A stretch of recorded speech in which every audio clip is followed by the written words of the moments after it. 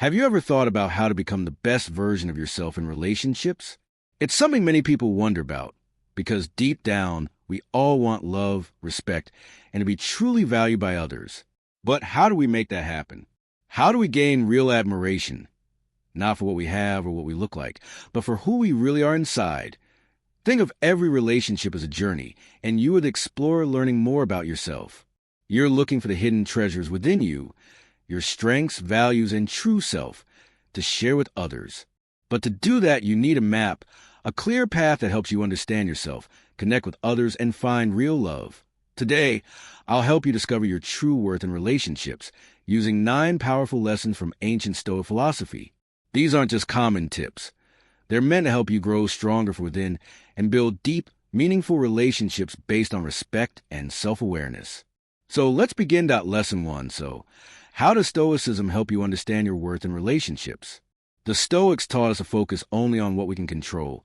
And the good news is, your self-worth is completely in your hands.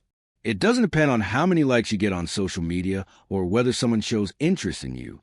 It's about how you see and value yourself. Think of yourself like a gemstone. Not everyone will notice the beauty or rarity of a precious gem, but that doesn't make it any less valuable. The same goes for you. Just because someone doesn't see your worth doesn't mean it's not there. You're still unique, valuable, and one of a kind. Let's be real.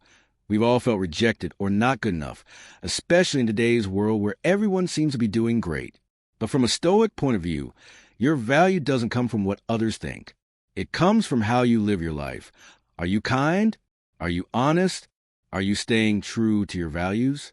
That's where your true worth lies. Your true worth comes from within.